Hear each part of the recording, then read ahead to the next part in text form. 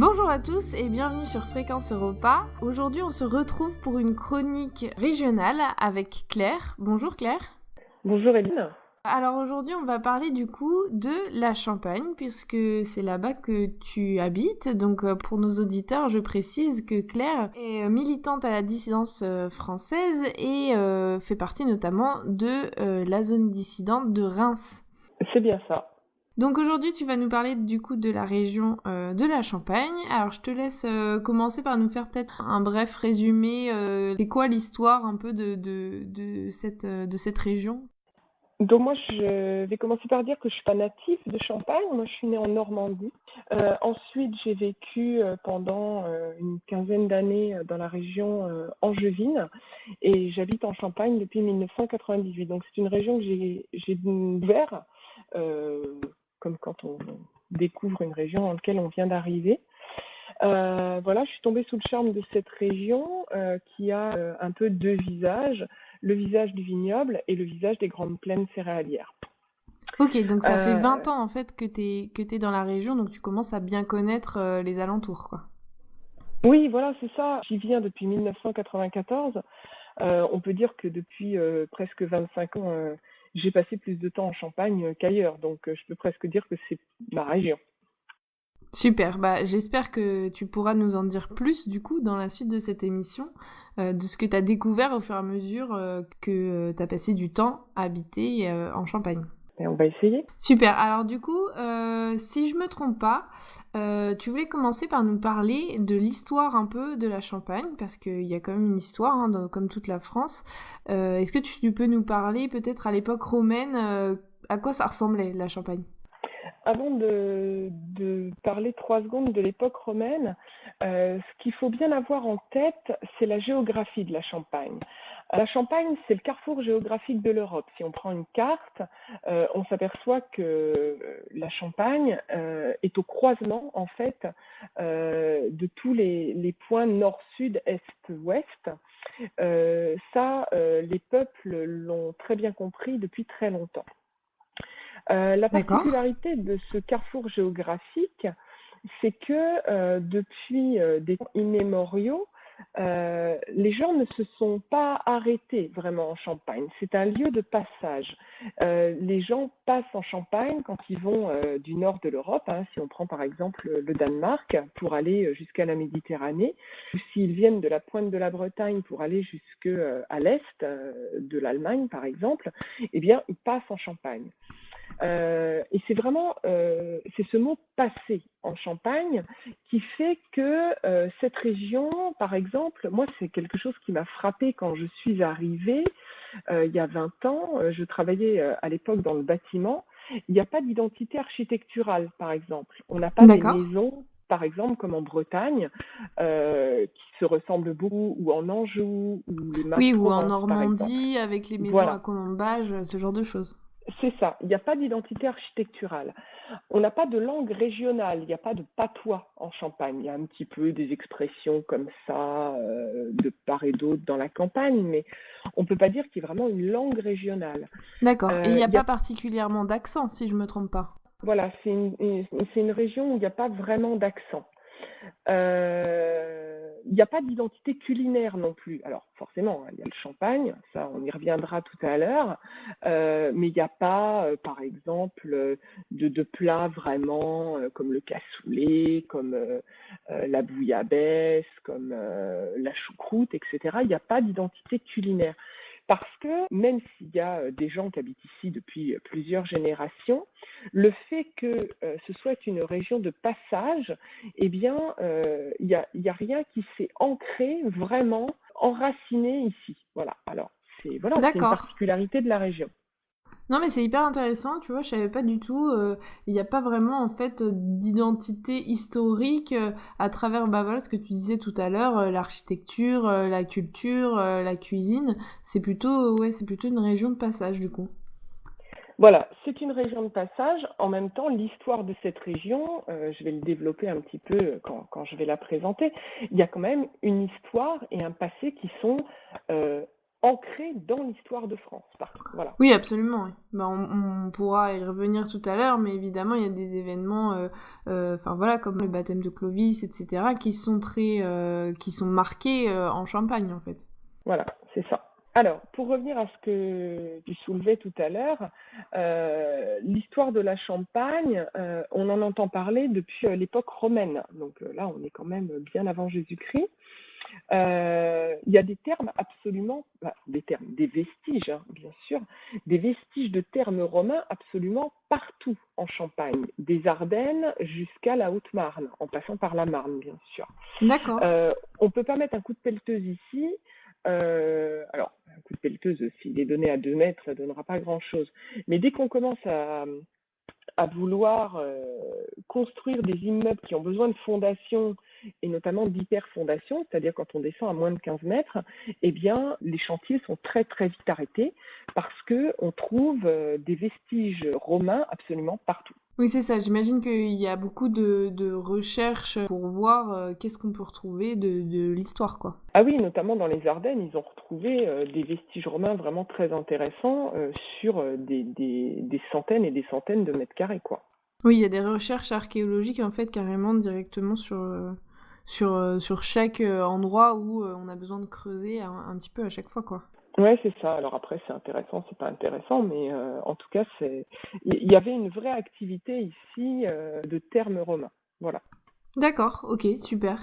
Et donc après l'histoire romaine, comment ça a évolué cette région-là? Qu'est-ce qui s'est passé? Alors, moi, je vais parler de la Champagne à partir du Moyen Âge. D'accord. Euh, c'est toujours lié, hein, à ce carrefour géographique européen. Durant le Moyen Âge, les comtes de Champagne, qui sont des gens voilà, qui gèrent un peu, hein, cette région de la Champagne, les comtes de Champagne vont organiser ce qu'on appelle à l'époque les foires de Champagne. Alors les foires de Champagne, elles ont lieu dans 4 endroits différents de la Champagne, à Lagny-sur-Marne, à Provins, à Troyes et à Bar-sur-Aube. Et Ce alors sont qu'est-ce des qu'on y foires. fait exactement dans ces foires?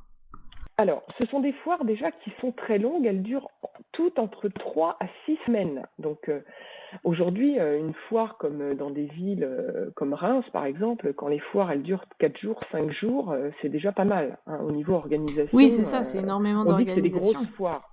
Donc 3 à 6 semaines de foires par an, 2 fois par an dans chaque ville. Donc déjà, c'est quelque chose de remarquable au sens littéral du terme. Oui, c'est énorme. On Euh, peut imaginer que à l'époque, du coup, on venait de loin pour venir Voilà, assister à on ces vient de foires-là. très loin. Ce sont des carrefours économiques et financiers. Il y a notamment les Lombards de Sienne, donc les Italiens, hein, qui sont les descendants, enfin les premiers banquiers, hein, les premiers usuriers qui prêtent de l'argent contre des intérêts, qui viennent sur ces foires pour négocier les taux d'intérêt. Il y a économiquement parlant tout le commerce qui tourne autour, le commerce des tissus, des pierres, de l'or, des épices, enfin tout ce qu'on amène des 4 coins cardinaux de l'Europe, pour revendu et redistribué ensuite euh, sur les routes de France et plus largement de tous les pays limitrophes en fait. Donc ce sont vraiment les foires de Champagne, ce sont vraiment des carrefours économiques et financiers que les gens attendent. C'est une sorte de supermarché de l'époque en fait, hein. C'est vrai qu'on a du mal à s'imaginer aujourd'hui qu'une foire, que ça puisse durer à l'époque 3 à 6 semaines. Ça paraît énorme, ça fait un mois et demi, quoi. C'est hyper long. Ça devait être toute une Oui, organisation, en fait. ah bah oui, j'imagine. Et puis à l'époque, t'as pas de camion sur route, t'as pas de train, t'as pas d'avion. Je pense que les gens, par exemple, qui arrivaient d'un fond de l'Allemagne ou qui revenaient des pays exotiques comme pouvaient l'être les pays de l'autre côté de la Méditerranée, mettaient, je ne sais pas moi, mais peut-être 2 mois, 3 mois avant d'arriver sur ces foires de Champagne. Donc ça devait vraiment être une organisation incroyable en fait. D'accord, super. Et ben écoute, c'est quelque chose que je ne savais pas du tout. Donc, je trouve ça hyper intéressant. Et aujourd'hui, est-ce qu'il y a encore des foires qui sont organisées un peu dans le même esprit, ou peut-être pour garder, on va dire, une continuité, sans doute des foires plus courtes, moins incroyables, on va dire, mais est-ce qu'il y en a toujours du côté de Reims? Alors, sur Reims, on n'a pas ça, mais en revanche, sur Châlons en Champagne, on a la foire de Châlons qui a lieu fin août, début septembre, qui dure un week-end, une semaine entière et un deuxième week-end. C'est une foire agricole, c'est la plus grosse foire d'Europe, avec, ben voilà, c'est une foire un peu à tout, quoi, au matériel agricole et puis à tout ce qu'on peut trouver dans tout ce qu'on a besoin hein, dans la maison, les camelots, il y a des restaurants, on peut acheter une voiture, enfin voilà, voilà, il y a un petit peu de tout avec les moyens modernes qu'on a, hein, bien sûr, mais ça dure quand même nettement moins longtemps. Et pour connaître des gens qui organisent cette foire, une foire qui dure 2 week-ends et une semaine complète, c'est déjà un travail d'organisation absolument énorme. Oui, c'est ça, c'est déjà énormément d'organisation. Et c'est vrai que souvent, dans l'esprit collectif, on s'imagine le Moyen Âge, voilà, les gens vivaient dans des conditions un peu insalubres, etc. Ils n'avaient pas tous les moyens modernes, enfin voilà, au niveau hygiénique, commercial, pour aller acheter des choses, etc. Et finalement, on se rend compte que ils étaient aussi capables d'organiser des choses que nous, aujourd'hui, pour nous, ça paraîtrait énorme d'organiser une foire qui durerait 5 semaines, par exemple. Enfin, j'imagine même pas le travail que ça représenterait aujourd'hui de faire ça, hein. Mais je pense que à chaque époque, les gens ont su organiser des choses, ont su s'organiser entre eux avec les moyens qu'ils ont à leur disposition. Donc voilà, je pense que ils se posaient peut-être moins de questions aussi de savoir où est-ce qu'ils allaient loger le soir quand ils venaient sur les foires de Champagne. Enfin, je sais pas, Oui, hein, c'est mais ça, ils avaient pas les mêmes problématiques qu'aujourd'hui quand on organise un événement, quoi. ouais, je pense.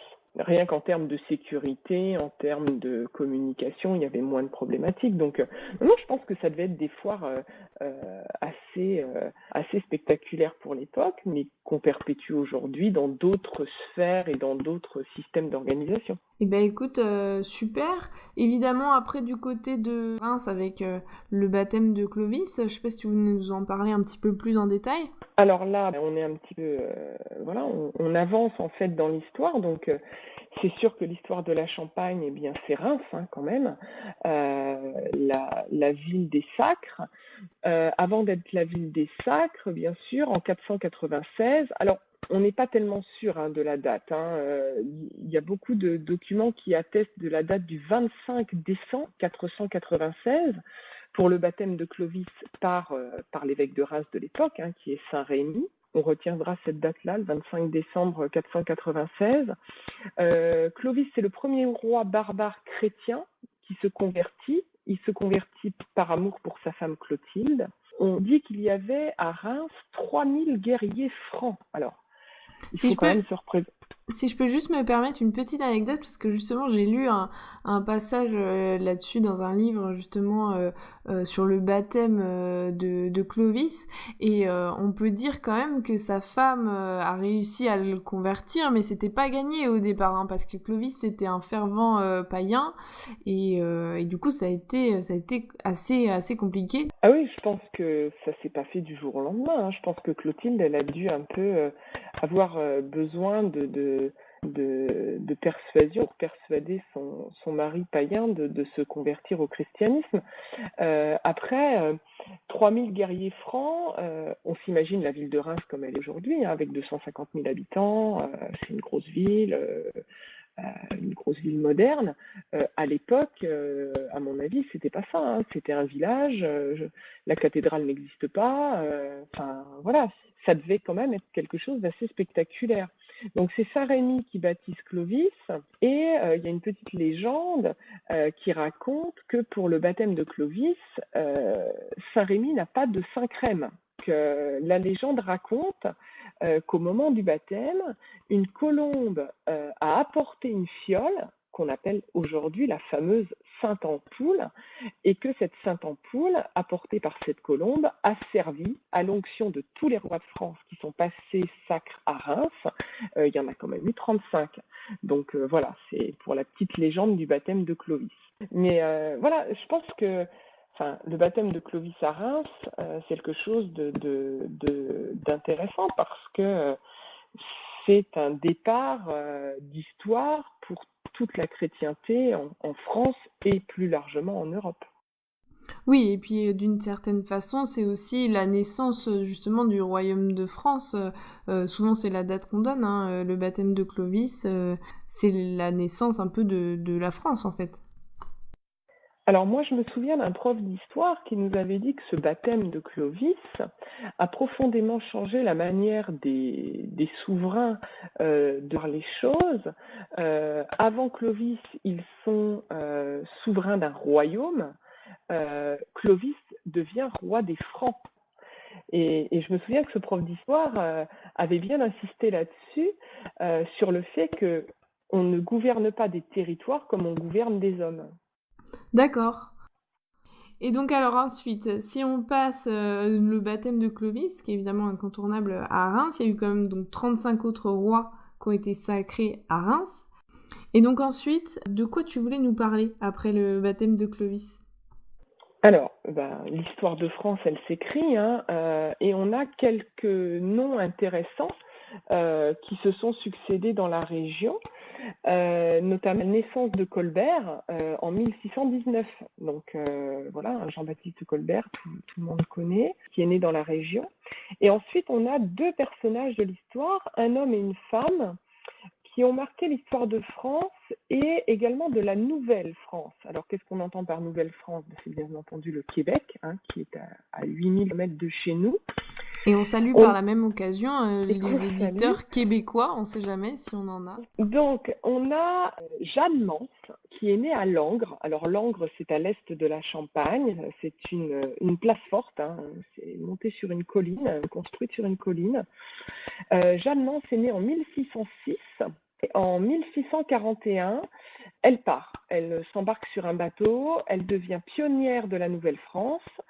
Et c'est quand même quelqu'un qui a marqué cette histoire de conquête des territoires de l'Amérique du Nord. Elle est considérée comme la cofondatrice de Montréal. Elle a fondé à Montréal l'Hôtel-Dieu. Et je ne sais pas, mais il me semble qu'elle y finira sa vie. Et en 2014, Jeanne Mance est reconnue vénérable par le pape François.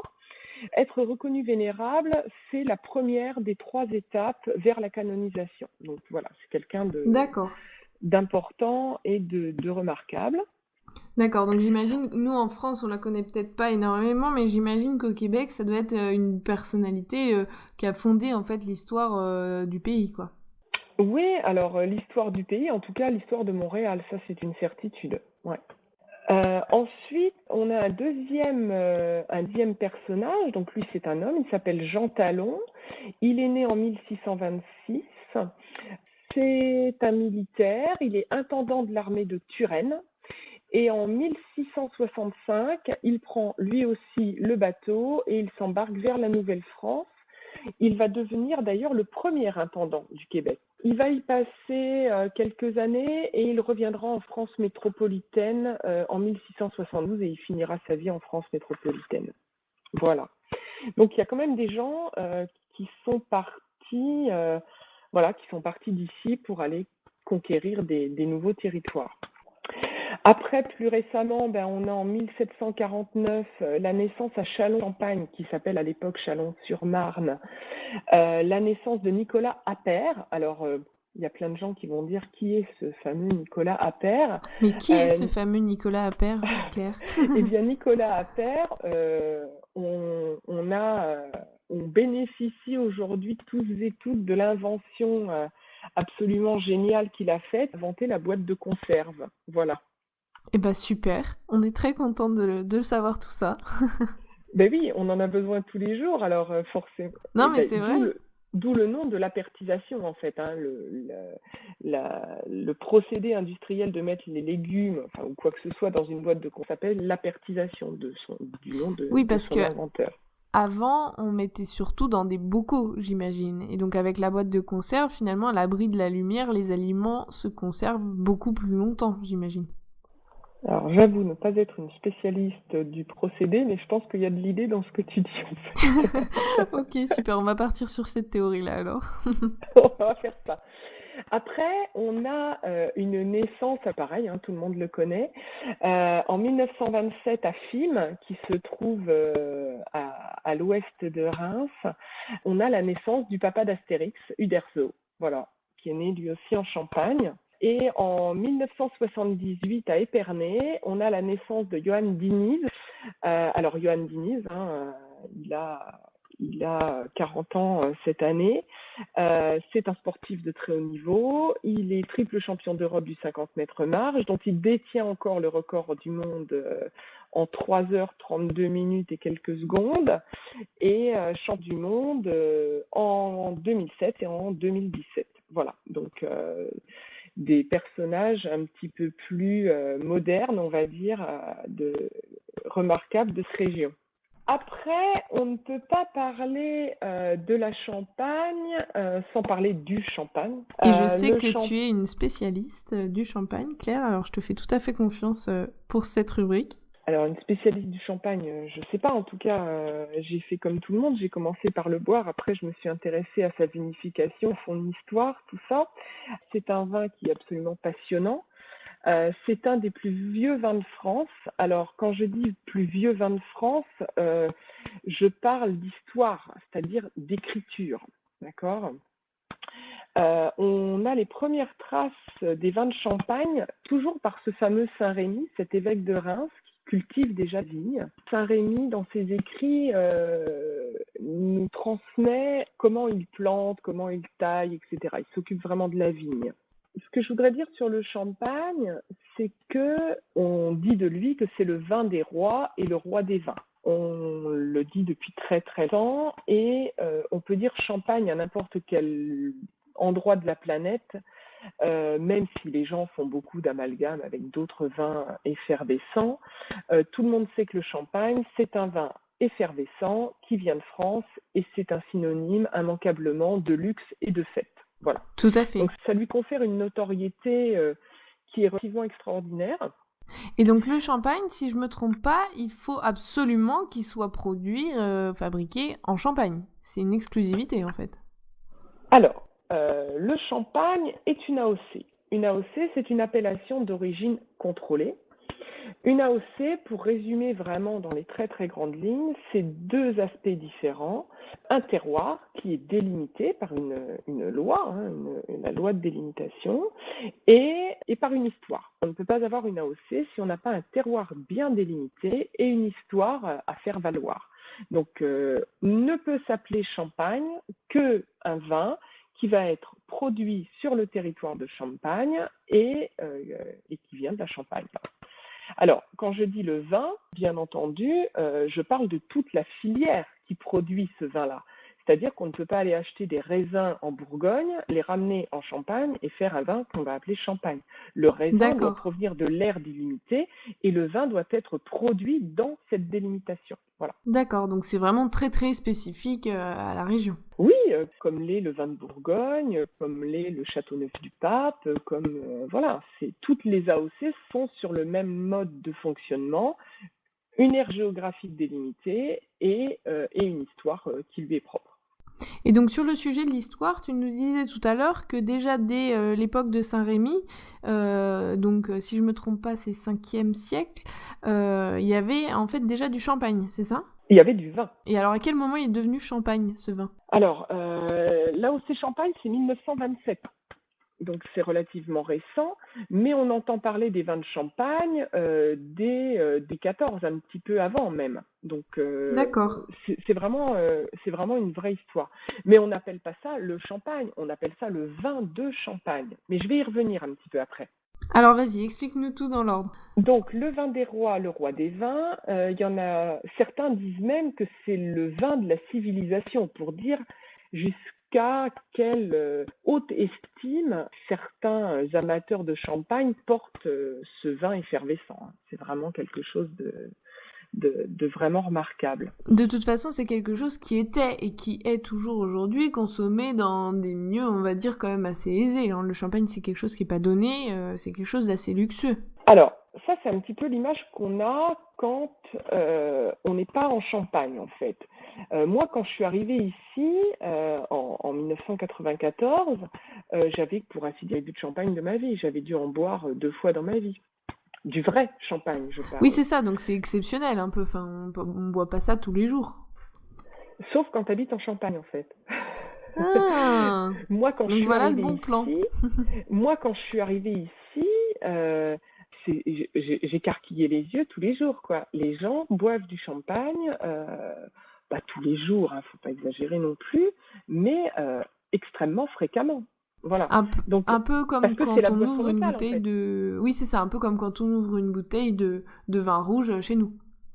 à peu près. Donc pas tous Donc, les on ne peut jours, mais régulièrement. Ouais, voilà, c'est ça. Donc, dans l'histoire du champagne, on l'a déjà dit, hein, Saint-Rémy a commencé à nous raconter un peu son histoire. Ensuite, il y a un deuxième grand nom que tout le monde connaît, tout le monde, en tout cas les gens qui s'intéressent un petit peu au vin, c'est Dom Pérignon. Pierre Dom Pérignon est un moine. Il est né à Sainte-Ménéhould, à côté de Châlons en Champagne.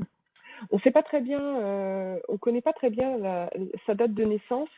Ce qui nous donne une petite indication, c'est qu'il a été baptisé le 7 janvier 1639. Donc soit il est né en toute, puis les enfants à cette époque-là sont baptisés dès leur naissance, hein, dans les Oui, 5 c'est jours. ça. Donc Souvent soit assez il est né rapidement. fin 1638, soit dans les tout premiers jours de 1639. Mais bon, voilà, quelques jours près, on ne connaît pas tellement sa date de baptême. Donc, Dom Pérignon, aujourd'hui, il est connu par les amateurs de champagne parce que les gens qui s'intéressent à la vinification savent bien qu'il a fait beaucoup pour la vinification du champagne. Pour les gens qui ne font que boire du champagne, je dirais, il est connu parce que c'est une célèbre étiquette de la maison Moët et Chandon. Voilà.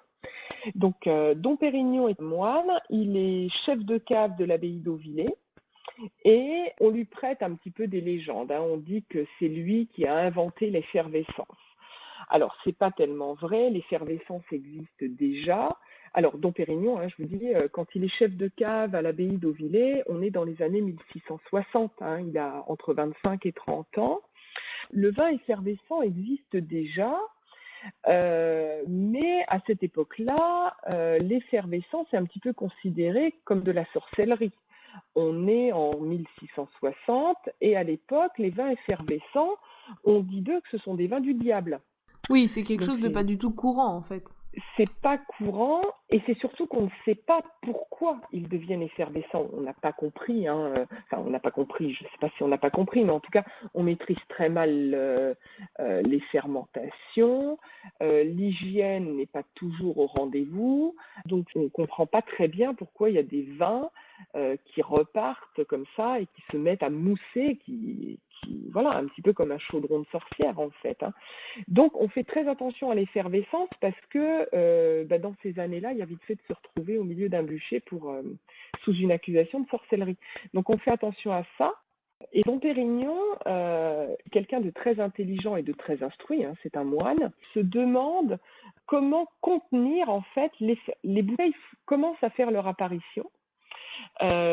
Jusqu'à présent, les vins ne voyagent qu'en tonneau, hein. On n'a pas le vin en bouteille, c'est quelque chose d'assez exceptionnel et de très confidentiel comme production. Et Dom Pérignon, en fait, il va se pencher sur la question de cette effervescence, en fait, parce que ça plaît beaucoup notamment à la cour du roi de France, ça plaît beaucoup à l'aristocratie, ce vin qui pétille, ce vin, voilà, ça lui confère une espèce de dignité, on va dire, hein. Et donc, il va beaucoup travailler sur comment contenir l'effervescence dans les bouteilles. Il va travailler avec un ami à lui qui s'appelle Don Ruinart et ils vont aller tous les deux en Belgique chercher des bouteilles de bière parce que les moines en Belgique travaillent la bière, donc un alcool effervescent. Et apparemment, en Belgique, on commence à produire des verres qui sont plus solides, en fait. Donc voilà, ils travaillent là-dessus. Et puis, il faut que les bouteilles résistent à la montée en pression. Il va falloir travailler sur le bouchage aussi également, hein, pour contenir le bouchon sous la montée de la pression. Mais ça, c'est un des petits travaux de Dom Pérignon. Dom Pérignon, il va surtout inventer ce que j'appelle moi aujourd'hui le champagne moderne, c'est l'assemblage de champagne. Le D'accord. champagne est un vin d'assemblage entre trois choses qui sont différents raisins, différents terroirs, mais également différentes années. On a le droit en Champagne de mélanger plusieurs années dans une même bouteille. Nous sommes la seule AOC française à avoir le droit de faire ça. Je dis bien AOC française parce que il y a une autre AOC Europe qui s'appelle Porto, qui a le droit également de mélanger plusieurs millésimes dans une même bouteille de temps en temps. Mais nous, en D'accord. Champagne, on le fait constamment. Dom Pérignon a inventé ce procédé pour que le champagne ait le même goût tous les ans. Voilà. D'accord. Donc en fait, si je résume, c'est pour cette raison que sur les bouteilles de champagne, bah, parfois et même souvent, il n'y a pas l'année en fait de production. C'est ça, tu as raison, Eliane. 80% des bouteilles de champagne sont produites sans millésime, c'est-à-dire que sur l'étiquette et sur le bouchon en liège qui bouche la bouteille, il n'y a pas d'indication de millésime. Voilà. Et D'accord. 20% des bouteilles de champagne sont produites avec un millésime. Pour être sûr que ce soit un millésime, il faut non seulement que ce soit marqué sur l'étiquette, mais il faut que quand le consommateur débouche la bouteille, il regarde sur le bouchon et le millésime doit être reporté, gravé sur le bouchon. Eh ben, c'est une jolie anecdote comme ça. La prochaine fois que vous ouvrirez une bouteille de champagne, eh ben, vous penserez à Fréquence Europa et vous irez regarder le petit bouchon, s'il y a bien l'année comme sur l'étiquette ou pas. Donc voilà, donc deux grands hommes du vin de Champagne, Saint-Rémy et Dom Pérignon, qui ont vraiment, et puis tous les autres, hein, parce qu'aujourd'hui, les vignerons en Champagne continuent à faire des recherches, à améliorer leurs techniques, enfin voilà, le monde du vin plus généralement est en perpétuelle évolution. Aujourd'hui, la Champagne, pour donner quelques chiffres à ceux que ça pourrait intéresser, la Champagne, c'est 35 000 hectares de vignes. On produit environ 350 millions de bouteilles par an. C'est 5 000 récoltants manipulants, c'est-à-dire ce qu'on va appeler des petits producteurs de champagne. C'est 200 maisons de négoce et environ 300 coopératives. D'accord. Et du coup, alors, je me mets à la place des auditeurs. Ta chronique m'a beaucoup plu. J'ai hâte d'aller visiter la Champagne. Qu'est-ce que tu me conseilles pour découvrir ce vin assez particulier? Est-ce que je vais visiter peut-être une maison ou un producteur? C'est quoi tes petits conseils, tes petites astuces? Alors, il y a plein de choses à découvrir en Champagne. En général, 80% des touristes qui viennent en Champagne viennent pour le champagne. Pour découvrir le champagne, souvent dans toutes les familles, hein, on connaît un producteur de champagne parce que les grands-parents connaissent ce champagne-là, les parents ont continué et les enfants continuent. Voilà. Alors, soit on vient et on va à la rencontre de son producteur familial parce que on aime bien découvrir qui fait le produit qu'on consomme depuis plusieurs générations, ce qui est normal. Soit on est un petit peu curieux et on s'arrête chez des petits producteurs. Alors voilà, il y en a 5000, hein, c'est quand même énorme. En Champagne, pour ceux qui sont déjà venus, il y en a à tous les coins de rue, hein, on peut que le dire. Il y a l'embarras du choix. Alors, soit on pose des questions là où on va, si on est dans une chambre d'hôte, si on est dans un petit hôtel ou dans les offices du tourisme, on peut poser la question de savoir, tiens, vous connaissez pas un petit producteur sympa qui fait des choses, etc. Et puis la curiosité, il y a dès qu'on va au restaurant, dès qu'on va dans les bars partout en Champagne, il y a des producteurs différents. On goûte un champagne, on l'aime bien, on note le nom du village et puis on y va. Et puis c'est des découvertes en général assez sympathiques. Voilà ce qu'on peut dire pour partir à la découverte du champagne. Super. Euh, Bah écoute, je pense que ça va peut-être donner envie à certains d'aller visiter cette région. Moi, il y a quelque temps, je connaissais pas du tout et c'est avec grand plaisir du coup que j'ai découvert récemment, avec Claire d'ailleurs justement, cette superbe région. Et bien sûr, il n'y a pas que le Champagne en Champagne, hein, il y a plein d'autres choses à faire. Donc notamment la ville de Reims, avec la cathédrale, la basilique Saint-Rémy qui est absolument superbe, et puis le palais du Thau qui était l'ancien logis des rois de France quand ils venaient se faire sacrer à Reims. Ils logeaient juste à côté de la cathédrale, au palais du Thau. Voilà, il y a plein de belles choses à visiter à Reims. Et alors toi, est-ce que tu as des petits endroits, des lieux, des monuments que tu trouves particulièrement sympathiques ou originaux pour la région? Alors, c'est une région où on s'est beaucoup battu, que ce soit au Moyen Âge ou que ce soit un peu plus récemment à la Première Guerre et à la Seconde Guerre mondiale. Donc, il y a tous les lieux de ce qu'on appelle les lieux de mémoire, hein, Verdun, tous ces lieux-là qui sont au nord-est de Reims. Il y a une basilique qui est au nord de Châlons-en-Champagne qui s'appelle la basilique Lépine, que j'invite à aller découvrir. Alors, elle est perdue au milieu de la campagne, un petit peu au milieu de nulle part. Elle est absolument somptueuse. C'est vraiment très beau. Après, il y a tous les cimetières militaires, hein. Si les gens recherchent un ancêtre, un grand-père, un arrière-grand-père, un oncle, il y a tous les cimetières militaires. Il y a plein de sites internet qui sont très très bien faits pour essayer de retrouver les endroits où sont enterrés ces gens-là, à condition qu'on ait retrouvé de quoi les identifier. À Châlons-en-Champagne, il y a une curiosité, c'est un arc de triomphe qui n'est décoré que d'un côté parce que, alors je n'ai pas eu le temps de rechercher le nom, mais il y a une reine ou une impératrice qui venait visiter cette ville. Et malheureusement, les sculpteurs n'ont pas eu le temps de finir cet arc de triomphe et il n'était décoré que du côté où elle parlait des rentrées dans la ville parce que la bienséance voulait que les personnalités ne se retournent pas lors du passage sous l'arc.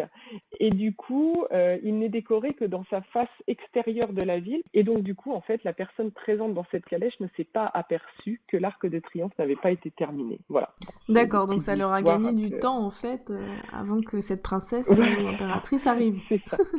Après, à Et il a jamais Dormans, été donc terminé, alors c'est marrant parce qu'ils auraient pu le terminer après son passage. non, je crois qu'il y a une ou deux décos qui ont été apposées dessus, mais enfin voilà, non, il n'a jamais été terminé apparemment.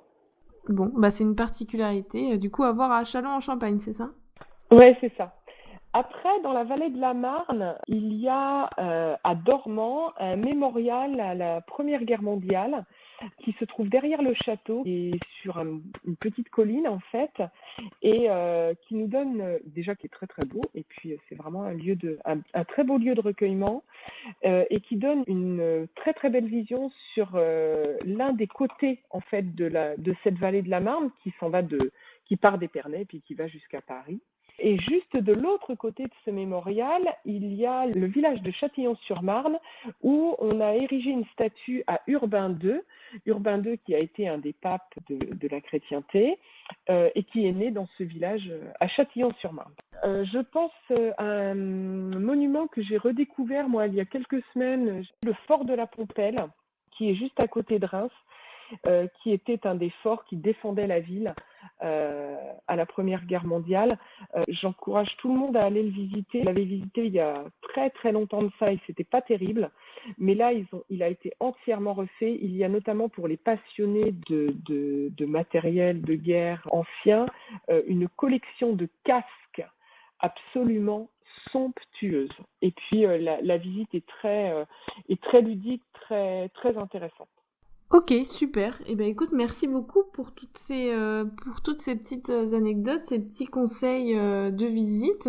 Eh ben on invite tous nos auditeurs à aller faire un tour en Champagne.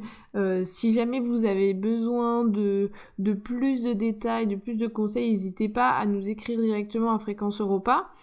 On pourra sans doute faire le lien avec Claire qui s'y connaît particulièrement bien. Je sais pas si tu avais encore d'autres petites choses à nous rajouter, Claire, à nous expliquer. Oui, j'avais juste une anecdote, là, je la relis. Donc Reims, tout le monde le sait, hein, c'est le lieu de signature de l'armistice de 39-45. Tout le monde se souvient de la fameuse photo. On fête l'armistice de 45 le 8 mai, hein, sauf que en réalité, cet armistice n'a pas été signé le 8 mai à Reims, mais le 7. Voilà, c'est juste C'est l'anecdote. donc une erreur historique en fait.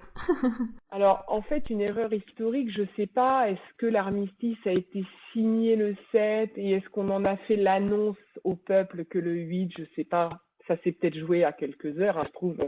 Il a été signé tard dans la nuit et je ne sais pas. Là, c'est vraiment une extrapolation de ma part, mais voilà, en vrai, il a été signé le 7. D'accord, donc on a l'habitude de le fêter le 8, mais en vérité l'armistice c'était le 7 mai 1945. Moi, je propose qu'on rajoute un jour férié. Oui, je pense que ça pourrait être pas mal, comme ça on a 2 jours fériés consécutifs. Ça me paraît bien. On pourrait peut-être mettre la semaine du 1er au 8, comme ça on serait tranquille. Je te remercie infiniment Claire pour ta participation à Fréquence Europa. C'était hyper enrichissant, on a appris plein de choses. Et puis c'est tout pour nous. Merci pour votre écoute et à très vite sur Fréquence Europa. Merci beaucoup Eliane et puis une prochaine fois peut-être. Ave